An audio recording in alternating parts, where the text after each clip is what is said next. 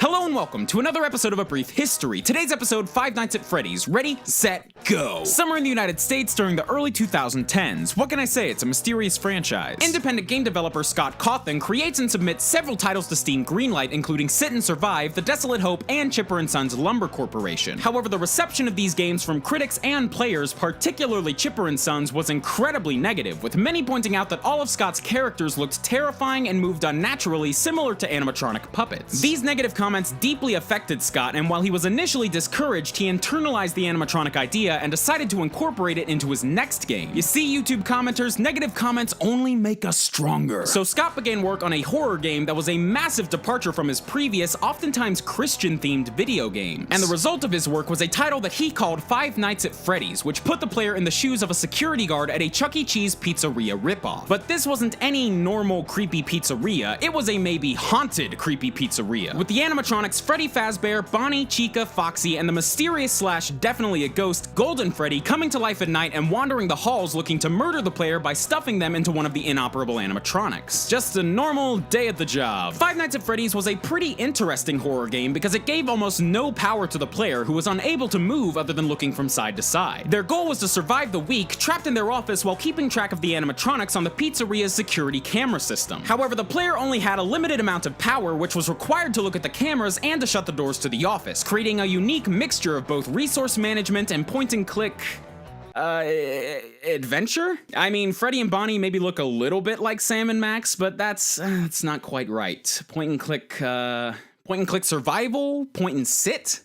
There's point-and-click stuff in this game, that's what I'm getting at. You point and you click, but it ain't no King's Quest. FNAF was released on Desura on August 8th, 2014, and was approved for release on Steam Greenlight later that same month. Not to mention the title and all of its sequels also eventually found their way onto iOS and Android devices. Critics felt that Five Nights at Freddy's was a massive improvement over Scott's previous games, praising the subtlety in its design and its less is more approach to the mechanics. But critical reception aside, no one will be able to deny that FNAF was an unexpected commercial success. The title was discovered by several YouTube Let's Players like PewDiePie, Markiplier, and Jacksepticeye, which led FNAF to become a viral sensation. The title exploded, selling hundreds of thousands, if not millions of copies, while simultaneously giving huge bumps to the viewership of many YouTube channels that covered it. The game's open-ended lore and story shrouded in mystery also drove many parts of its fanbase to start speculating and theorizing about its hidden secrets. And one channel in particular did this quite a bit. Now, I'm not gonna say who they are, but you're probably at least a little bit familiar with them. I mean,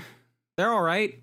They may or may not have just won a Streamy for Best Gaming Channel. MBD. You're familiar with how the one guy yells a lot and then wants to die because he's out of breath constantly. Woo-hoo. Needless to say, given how successful Five Nights at Freddy's was, a sequel was to be expected. What was a surprise, however, was just how soon players would get their hands on this new game, as Five Nights at Freddy's 2 was released on November 10th, 2014, only 3 months after its predecessor. FNAF 2 was a prequel, taking place in 1987 with the player taking control of another night watchman at a Freddy Fazbear pizzeria. This game switched up the mechanics of the first by giving the player an unlimited power supply to no doors.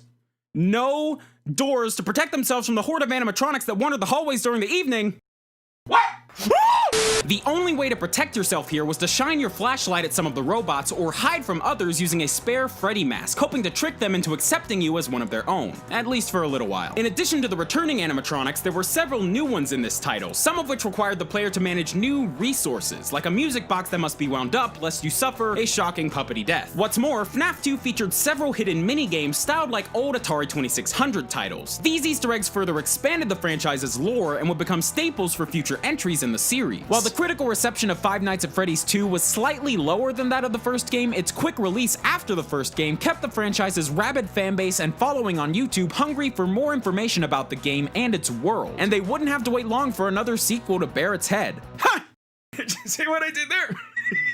Bear head. It's not funny. Anyway, Scott did not rest after the release of FNAF 2, immediately beginning work on another sequel. And in January of 2015, he teased a new installment in the franchise appropriately titled Five Nights at Freddy's 3. This title was released on March 2nd, 2015, again, just months after FNAF 2 came out. Five Nights at Freddy's 3 once again shook up the series formula, taking place more than 30 years after the original game and featuring just one animatronic. The player again takes the role of a night watchman, this time at a horror attraction based on Freddy Fazbear's Pizzeria, trying to outsmart the haunted animatronic as it makes its way through the building and towards the player. Like FNAF 2, Five Nights at Freddy's 3 was relatively well received by critics who praised its updated camera system but felt that its jump scares were getting a bit old. However, at this point in the series, Scott understood that much of his success came from the virality of FNAF gained from YouTubers and streamers playing the game, and so he offered a free demo to select personalities one day before the final game hit online marketplaces. So just to recap here, Scott Cawthon released 3 decently well-received games that were basically a mushroom cloud of popularity, all in under a year. That is insane! But the craziest part is that he wasn't anywhere near done. You see, while at first, FNAF 3 was assumed to be the finale of the series, in late April of 2015, Scott once again started posting teaser images for what he called Five Nights at Freddy's The Final Chapter, eventually revealing a trailer for Five Nights at Freddy's 4, which he released on July 23rd, 2015. So really, that makes it 4 games in just under a year. Once again, FNAF 4 took the mechanics introduced in previous games and turned them on their head, putting the player into the role of a small child trapped in their bedroom, trying to survive an onslaught of nightmarish animatronic creatures plaguing them during the night. For the first time in the series, the player was actually able to move around their room, looking through different doors and seeing their environment from different angles. And while the critical reception of this 4th game was mixed, fans still ate it up, attempting to decode its hidden messages and hoping to find closure for the franchise's increasingly dense narrative. So at the end of all of this, with 4 games released in just under a year, Scott decided that it was time for a slight change of pace. In late 2015, he took a break from his main series games and co-wrote a novel with writer Kira Breed Risley titled Five Nights at Freddy's The Silver Eyes, which was released on December 17th, 2015. Even stranger, however, Scott decided that his next Freddy game would not be a survival horror game, but instead a bright and colorful turn-based RPG spin-off featuring the franchise's animatronic characters known as FNAF World. Seriously, this game and its announcement were so off the wall that a lot of people thought it was just a fake PR stunt to advertise a true sequel to FNAF 4. But FNAF World was indeed real and was released on January 21st, 2016. However, several critics and YouTubers criticized the title for having unfinished gameplay and a variety of bugs and glitches, which led Scott to acknowledge his mistake and take the game down. He even offered refunds to anyone who had bought the game and was unsatisfied with what they had purchased. He later completed work on the game, ironing out its flaws, and re-released it for free on February 8th, 2016. But again, FNAF was far from over. On the contrary, the franchise is only continuing to grow and expand. A few months following the release of FNAF World, a teaser trailer was released for Five Nights at Freddy's Sister Location, a 5th installment to this series that was already supposed to have ended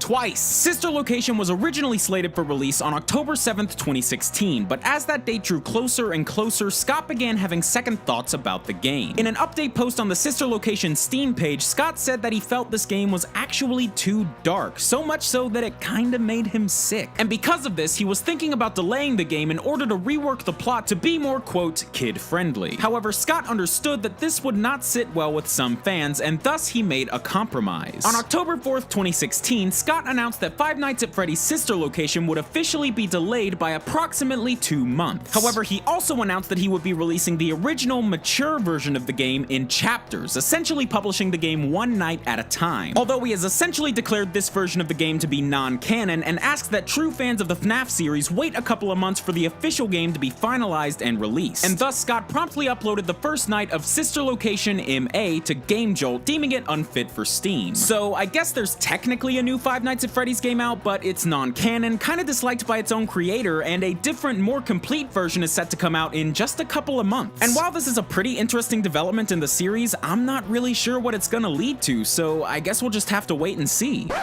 Except for the part where none of this was actually true, because if you went to the GameJolt page for Sister Location MA Night 1, it was Sit and Survive with a FNAF head.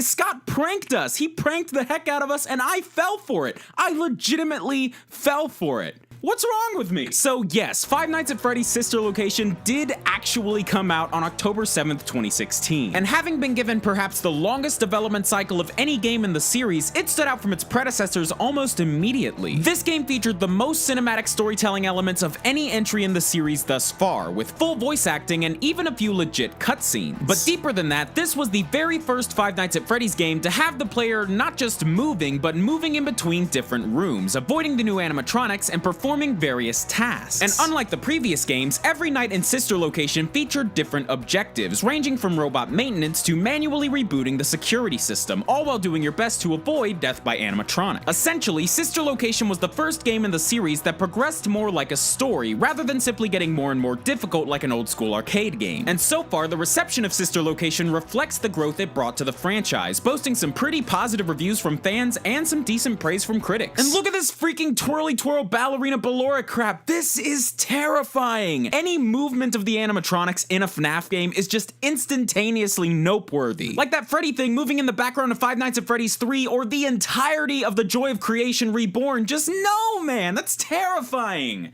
No! And on top of this new game, FNAF is only further cementing itself as a bit of an icon of the indie gaming world. With fan games aplenty, toys being sold in all sorts of stores, and both console ports of the series and a Warner Brothers film adaptation currently in the works. And yes, I will be all freaking over a console port of the Five Nights at Freddy's series. What can I say, PC Gaming Master Race? I'm a console dweller, don't judge me. Five Nights at Freddy's is perhaps one of the most unexpected success stories in the history of indie gaming. One developer decided to take a risk and step out of his comfort zone for just a single game, and what resulted became arguably the biggest name in indie gaming since Minecraft. And love it or hate it, that success is undeniable. And you can argue about the game's quality and whether or not it's been overplayed as much as you want, but at the end of the day, Five Nights at Freddy's stands as a testament to how far the indie gaming scene has come and how far it can spread in the future. And all of this, because one guy took a risk and made something different. Thanks for watching, guys. DFTBA.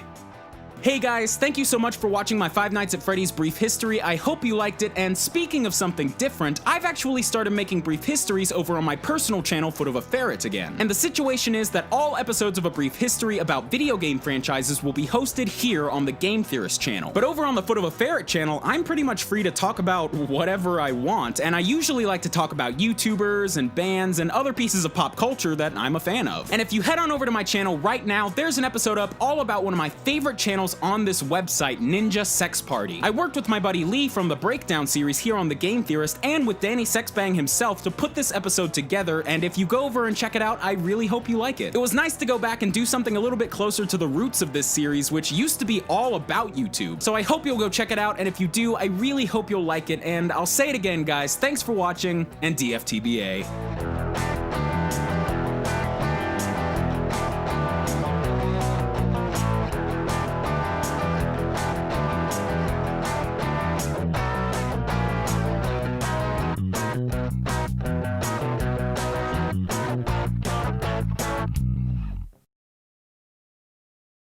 Also, yes! Ow, I bit, ow! Jeez, ow! All I wanted to say was that Five Nights at Freddy console version would be really cool, and I bit my mouth! I bit myself! Ow.